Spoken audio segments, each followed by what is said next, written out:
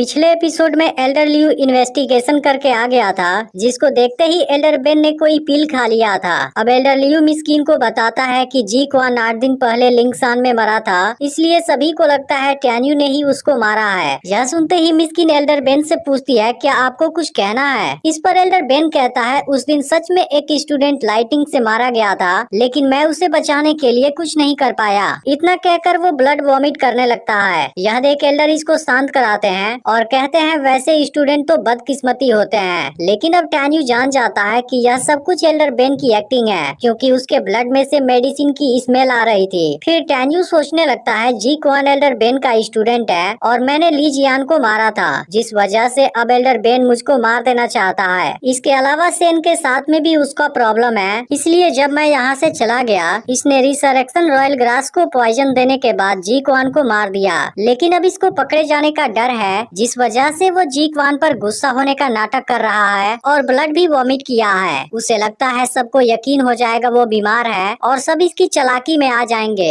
लेकिन तभी मिस्किन कहने लगती है, तुम इस बात को अच्छे से एक्सप्लेन करो, नहीं तो आज यहाँ से जिंदा जाने के बारे में सोच भी नहीं सकते। फिर एल्डर बेन सोचने लगता है कि टैन्यू को मैं नहीं मार पाया तो क्या हुआ, बाद में एल्डर जेंगी से जरूर मार देगा। इसके बाद वो मिस्किन से कहता है, मैं लिंगसान में गया था, लेकिन मुझे जब पता चला कि टैन्यू और ली जियान के बीच लाइफ एंड डेथ मैच का एग्रीमेंट हुआ था, मैं तुरंत वहाँ से चला आया। लेकिन अगर मुझे इस बारे में पहले पता होता, फिर मैं ऐसा कुछ भी नहीं होने देता और अपने स्टूडेंट को रोक लेता। फिर भी मैं केवल युकाओ के डेथ ट्रायल को पास करना चाहता था। लेकिन टैन्यू तो जब से यहाँ पर आया है, उसने हर जगह पर अपना दुश्मन बना लिया है। और जब जी क्वान की माउंटेन में मौत हुई थी, वहाँ पर लिखा था कि टैन्यू ने मुझे मारा है। इसलिए मुझे लगता है यह काम जरूर किसी दूसरे ने किया है, जो टैन्यू को इसमें फंसाना चाहता था। लेकिन फिर भी जी क्वान ने शाम को रिसरेक्शन रॉयल ग्रास को डैमेज किया था, जबकि मैंने उसे बहुत अच्छे तरीके से डिसिप्लिन किया था। इस पर मिस्किन कहती है कि तुम्हारी बातों से ऐसा लगता है जी क्वान ने रिसरेक्शन रॉयल ग्रास के बारे में सुन लिया था।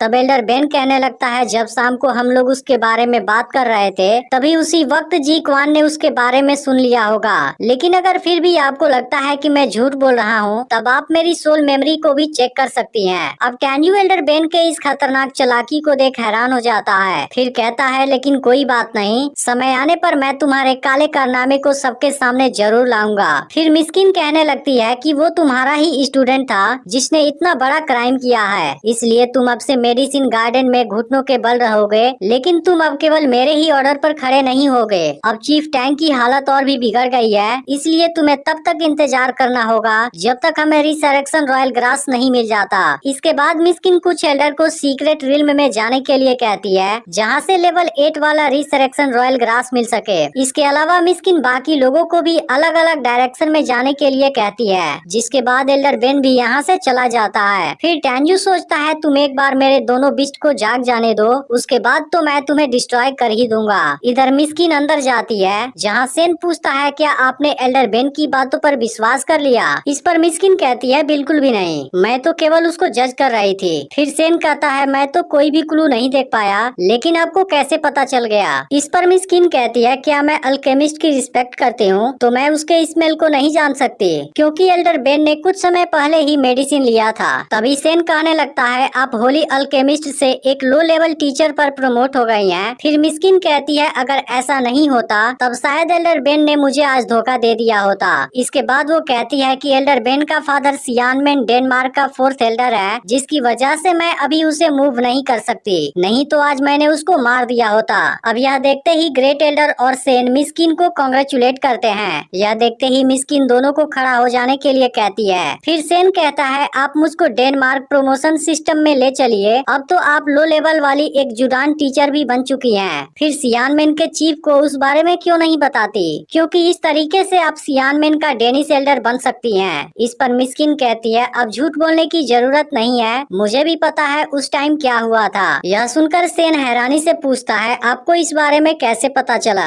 फिर मिस्किन इमोशनल होते हुए कहती है, 30 साल पहले मेरी मदर ने अपनी मौत से पहले मुझे बताया था कि मेरे फादर होली डेनमार्क में चीफ एल्डर थे। इसके बाद वो कहती है, डेन ट्री पूरे डेनमार्क में सबसे यूनिक है, लेकिन होली गेट के पूर्व सेकेंड डेनिस एल्डर मेरे फादर को लेकर चला गया, जो कि गोंगसुन यान की चाल थी, और वर्तमान के अधिपति ने सब कुछ मिटा दिया, जिसके बाद उनको इंपीरियल पैलेस पैलेस में से बाहर निकाल दिया गया था। फिर गोंगसुन यान ने किसी तरह से मैगपी नेस्ट पर कब्जा कर लिया और वो डेनमार्क का लीडर बन गया। इसके बाद वो कहती है, उन्होंने मरने से पहले जिस तरीके से मुझको देखा था मैं उसे कभी भी नहीं भूल सकती। इसलिए मैं जब इन 30 सालों तक चीफ थी, मैंने अल्केमी बुक स्टडी करने के लिए अपना बेस्ट दिया ताकि मैं होली गेट में एंटर कर सकूं और मैं अपने फादर के लिए होली गेट डेनमार्क में चीफ की पोजीशन को वापस हासिल कर सकूं। इसलिए इन मुसीबतों से निकलने के लिए मुझे कोई न कोई तरीका जरूर खोजना होगा, जिसके बाद ही मैं डेनमार्क में सक्सेसफुली एंटर कर पाऊंगी। इसके बाद मिस किन ग्रेट एल्डर और सेन को बाहर जाने के लिए कहती है, क्योंकि वो कुछ देर के लिए अकेला होना चाहती है। फिर मिस किन बहुत दुखी हो जाती है और कहने लगती है, मुझे डर है कि इस बार भी मैं इस मुसीबत से बाहर नहीं निकल पाऊंगी। फिर भी मैं रिसरेक्शन पिल के रिफाइनिंग में यूज होने वाले मेडिसिन को खोज रही हूँ, क्योंकि रिसरेक्शन रॉयल ग्रास के अलावा और कोई भी एलेक्सिर उसमें यूज नहीं हो सकता।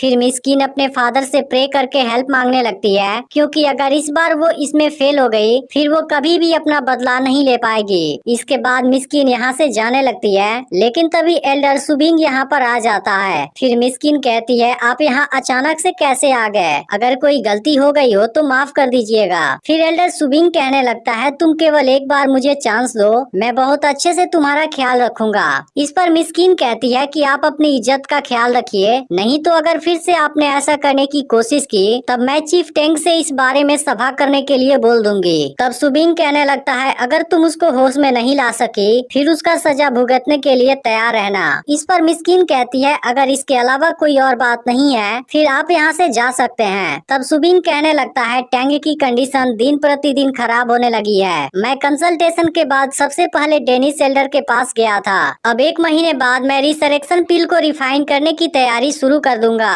अब इस बात को सुनते ही मिस किन घबरा जाती है। तब सुबिंग कहता है, 1 महीने बाद तुम्हें पूरी तरह से तैयार रहना होगा। लेवल 7 वाला एलेक्सिर साबिंग ग्लान का है और लेवल 9 वाला एलेक्सिर घोस्टयून स्टोन कंपनी में है। इसके अलावा 3000 साल पुरानी क्वालिटी का यानलिंग ग्रास भी है। अब 1 महीने बाद जेंग इन सारी चीजों को एक साथ कलेक्ट करेगा। इसलिए अगर एलेक्सिर समय पर तैयार नहीं हुआ और इसमें थोड़ी सी भी देरी हुई तब तुम इसका नतीजा भुगतने के लिए तैयार हो जाना। और अब सुबिंग यहाँ से चला जाता है। इसके बाद मिस किन काफी परेशान हो जाती है, क्योंकि सब कुछ इतना जल्दी कर पाना इम्पॉसिबल है। फिर एपिसोड यहीं पर एंड हो जाता है।